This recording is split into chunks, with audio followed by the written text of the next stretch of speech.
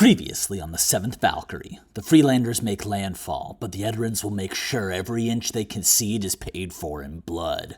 The forces of the Erasmus pact clash with the fortress of the new city next on the Seventh Valkyrie. And once again, Krona's men formed a defensive line between him, BC, and the arriving family force. "We're not done," BC growled, but still she stood next to him as the front guard of the four families arrived in the new city. They swept in like the tide, combat builders flooding onto the shore and setting up defensive positions forged from walls of stone and ice. The arrows and rocks and oil continued to rain from above, but Freelander field officers arrived next, directing most of the Icelanders and Earthshifters to strengthen the defensive walls already popping up across the wharf, while the remainder forged a central base for field operations, with an arched dome and foot-thick windows of ice that chilled the air. With their beachhead established, next came a flurry of Freelander landings. First, there were more Edaran combat medics, joining those who had already arrived to tend to the wounded and dying dragged from the battlefield. Now, gifted healing was powerful, but it was not perfect nor their power limitless, and the family's combat medics were known for their ruthless pragmatism. They would heal wounded warriors just enough to send them back into battle, and those too far gone would be pumped full of enough drugs that they could die in a blaze of glory. Retreat for the four families was not an option tonight. There were more landings and more warriors, and buoyed by the reinforcements, the Freelanders grew bolder, more daring, pushing Edarans towards the walls and away from the river. Gifted warriors armored in flame, stone, and ice threw themselves thrashing towards the Edarans desperately holding the line. And for each Freelander warrior that fell, 3 more exploded into the Edaran formation.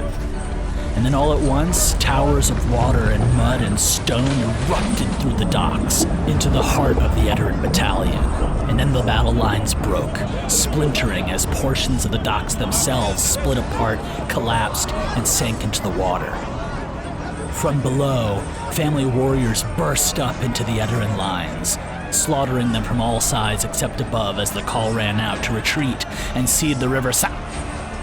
The roars of Freelander warriors rang out louder as the once organized battle lines turned to a frenzy of Edaran soldiers, some retreating, some still fighting, a precious few shouting against the clamor that they surrendered. But as the rocks and arrows and boiling oil rained down from the upper floors onto the battlefield, it was foolish to even think about taking prisoners of war. Tonight, it was kill or be killed, and right now the Freelanders were doing the killing. BC watched the riverside battle lines break, sheltered by the command post as she saw entire Edaran phalanxes isolated and crushed into bloody masses under the power of Old City forces. The main body of the Edaran force remained intact for now, but as they retreated, stumbling, falling, and shouting for order, the illusion of some inconquerable new city was quickly fading. And still, Old City reinforcements flooded onto the shores of the new city. Everywhere she looked, there were people who BC had trained with, people she had fought with, and even people who she'd had no idea were affiliated with the four families, despite considering them close friends. Equally, there were looks of surprise, confusion, and recognition as BC met the eyes of those that she had laughed and danced and celebrated with, but the dark presence of the Machine King at her shoulders silenced anyone who might have called out in greeting. Instead, all those former friends merely hardened their gaze or looked away as they passed, disappearing into the battle groups organized by the family field officers. Freelander tactics were less complicated than Edaran ones. Those with no gifts or weak gifts poked and probed in small groups to cause distractions and create openings in the Edaran formation. They also served as a sea of decoys for those who had more powerful gifts, who were used as living weapons, free to run wild, cause havoc, and strain Edaran formations even further. Then, above the moderately powerful gifted, there were those that were called war gifted, whose powers were strong enough that they could create command posts, break Edaran formations single-handedly, and reshape the very field of battle with their power. The towers of water and stone that had broken the Edaran battalion, for example, had been created by a team of war-gifted. And above them all, there were individuals even more powerful than the war-gifted, who were so exceptionally rare, with capabilities so exceptionally unique, that they shaped entire battle strategies merely by their presence on the battlefield. For now, there was only one of those individuals: Nightmare. Between the Machine King's soldiers and the top warriors of the four families, the Freelanders had made landfall with the largest force of war-gifted amassed since the war, and as they spread out across the riverside wharf, they enforced their will upon the new city waterfront. There was a storm of cleansing fire and puncturing earth, of infesting whip waters that brought entire buildings tumbling down and gnawed at the foundations of Edaran infrastructure. The massive stone walls of the new city stretched deep into the earth, but fueled by the fires of revenge, the Freelanders destroyed basically everything else they could find. And as the Freelander foothold solidified while the Edarans continued to fall back, the flagships carrying the speakers of the four families finally began to arrive on shore. The Seekers of Dawn battlecraft stopped only long enough to gather a force of wave runners and push deeper along the Edaran waterfront, asserting their full control of the water. Meanwhile, the vessels of the Golden Serpent and the Three Flames made for landfall around the mouth of the nearest staircase, where the battle still raged and their warriors could leap into the fray. It was the Ravens of Dusk and their speaker who made directly for BC, Krona, and the beachhead that they had created. But as their vessel made landfall, it was not the speaker of the Ravens who acted first. Instead, it was Roni, who emerged from below decks with a commanding presence befitting a mercenary king. She strode onto the wharf, barking orders packed tight with so many threats and so much profanity it would have taken a multilingual team of researchers to unravel exactly what type of gutter slime Roni considered you. But despite the complexity of her insults, her orders were clear. The field officers began to spread out across the waterfront, passing along orders and providing deadly shape and structure to the waves of Freelanders crashing onto the shore. Meanwhile, Roni made her way directly to the first massive command post, where she stopped directly in front of Krona and BC, her arms crossed. She didn't have any symbol or rank, bore no insignia, decadence, or decoration, instead wearing only the combat fatigues and shifting grays, tans, and browns of Edaran urban camouflage. She looked them both over with a glance and then spoke. "We'll take it from here, Krona." "Oh, will you?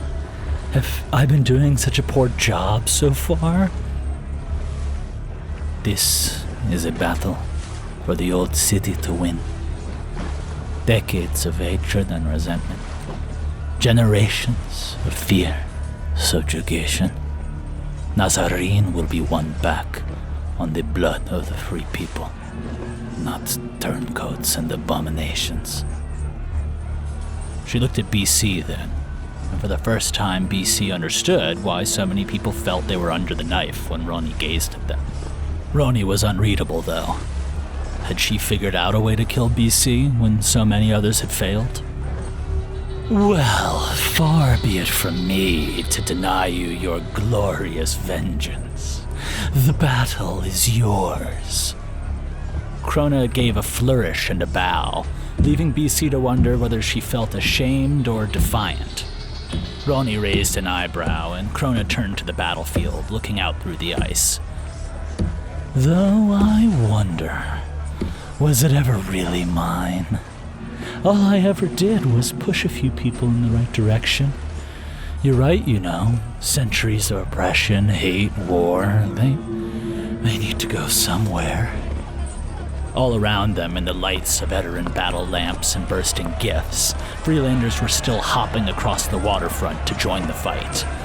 Packing onto wave runners overfull with fighters, streaming across the barges where they could, swimming in the case of some Sestrans, and even trying to scale the cliffs into the city.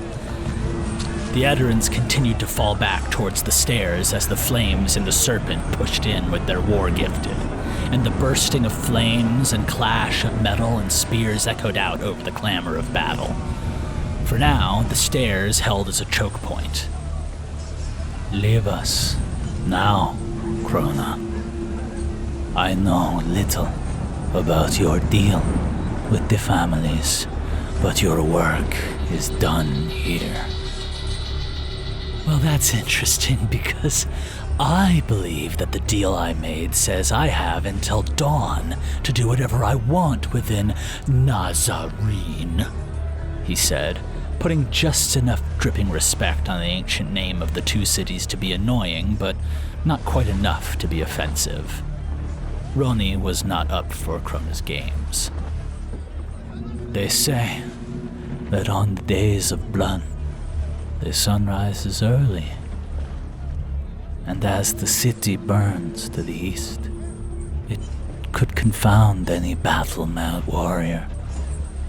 You would be better to leave now, likely safer for you and your men.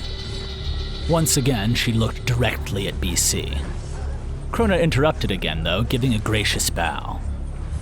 At your command, I will signal my soldiers to leave, and I must say, I don't care, Krona. If it was up to me, you'd be dead already. Leave. And then she walked back into the fray, spitting vitriol and orders in equal parts. Krona scoffed. Can you believe her? I had a whole... I should have expected that from Roni. Humans are so delightfully complicated sometimes. He patted BC on the shoulder. Well, you heard the Sandglass Blade. The Machine King's men are to leave. I am not one of your men. Sorry. Men and women. We have a lot to... Shut the fuck up, Krona. I'm not going anywhere, especially not with you. He stopped, turning both eyes to her as the battle raged on around them. You would stay here? In Reen, or Nazarene, whatever the hell they want to call it? That was the plan all along. Well, far be it from me to get in the way, but I have to ask, you'd stay here with so many who fear you? All of your friends and familiar faces who know the truth of you now? How many poisoned looks did you get in the past 30 seconds? How long before a knife strikes your back? Tonight? Tomorrow? Will you live the rest of your life looking over your shoulder here? BC closed her eyes, breathing in and out as his voice tickled all of the nagging doubts, all of the pain and fear that danced around her. It would have been a lot easier if she wasn't on every fucking drug she could imagine. And Krona pushed his advantage. Leave with me now, and the world changes for the better, Blair. You can do anything you want with me. You can be by my side. You could even feel good about it. Wouldn't that be so nice? His face softened, and he gave her that look that she had always hated. It was the only truly human expression he had, and while it only showed up rarely, it was always there to remind her that beneath the machinery and the theater and the psychotic breaks, there was someone in there. Someone that only she got to see. She shook her head. Sail? She breathed. He leaned in. Yes, Blair. I want you to take your metal arm. His eyebrows raised. And shove it as far as you can up your fucking dick hole. And then, here's what I want you to do. Then I want you to use whatever crazy fucking magic you use for your metal pieces, and then I want you to use that. I want you to go back into your lab, and I want you to rebuild your dick into a machine dick, so I can rip that off with my bare hands and shove it down your fucking throat and see if you suffocate like the rest of us. His eyebrows raised even further, and panting, she grabbed him by the collar, pulling him into her. Fuck you! Now and forever. And without another word, she turned, walked past Krona, walked past Roni, and walked out onto the battlefield, already feeling the frenzy quieting to her ears, the lights dimming. A brusque arm on her shoulder set her on a half-turn, and though part of her had expected Krona, instead it was Draka, the family enforcer she had clashed with all those nights ago. You? Traitor! And all in a moment he was wreathed in flame. Any last words? Yeah, fucking try it. She stepped right into his fire and stuck her forehead directly into his. Surrounded by her own power, she felt nothing from the heat of his flames. Come on, big guy. Come on, do it. You want to die right here? Or do you want to fight the real fucking enemy? Because I've got a lot of shit to work through with Edara, and I don't mind you being first before I get there. She pushed him with both hands, making him stumble back, flames flickering. His expression was unreadable, but it wasn't dripping in bloodlust the way it had been at first. She turned away. Wait, he said. She stopped. He walked up to her, pausing a few feet away. His flames shied away from her power, though he didn't show the same fear on his face. I do not know what you are, Night Witch, but if you will turn your power towards the Edarans, I will save my flames for them tonight. She looked back at him, and if she'd responded, it would not have been audible. Instead, she began to walk, sensing fires go dark as she approached, lights dimming and gifts shying away from her power as she began to walk towards the stairs where the battle raged. First Draka, then others, enforcers of the family, security of the pit, even young men she'd trained with in the cave. They all began to follow her, drawn by the growing silence, the flickering of their power, the tales of her strike on the Edaran command that had already spread across the forces. There was a natural gravity, and others fell in with her advance towards the stairway. The faces of the Freelanders she walked alongside blended in with the faces of dead Edarans that she had mourned long ago, of the dying girls she had fought with all of her heart to outlive, of the jumbled joy of a childhood long lost and locked away. Memories past that had been taken by scene returned, filling in the sensations stolen from the present, and the flames crackled with the pleas of young men being slaughtered to teach the girls obedience. The lights hummed with a rosy candlelight, and the bells sang out lullabies, and they were all twisted and turned in the haze of drugs until BC gripped scene harder, drawing it further into her present to make the jumbled past go away again. Good times, bad times, friends, family, foes, they were all just blobs of color and fear and pain to the nightmare. The Freelander forces had battled the Edarans to a stalemate at the foot of the stairs, but at the faded cries of Freelander field officers, the battle lines parted, opening a path to the foot of the stairs for BC and her silent procession. Ahead of her, the Edarans battled in fading light, unsure of whether to push into the gap or fall back. Ultimately, their decision wouldn't have mattered. BC was not gifted. Whatever power she had awoken those years ago did not come from the earth or the sea or the sky. It came from the darkness, from the absence of things. It could not be traced or measured in terms of force, energy, or power only by their absence. But all the same, there was a reason the underworld had feared her name. And now Edara would know to fear her as well. There was no hesitation, no emotion. BC simply drew scene and carved an oblivion scar into the mountain, the steel, and the flesh before her. One stroke, and then the path lay open. Stairway and its defenders all silenced by the power of the void. For many years after, mothers would scold fathers for telling the story of the nightmare, the world-eating monster with eyes glowing black and living tattoos that danced across her skin. But for now, the stairways echoed with the roar of Freelanders as they surged up the stairs into the heart of the new city.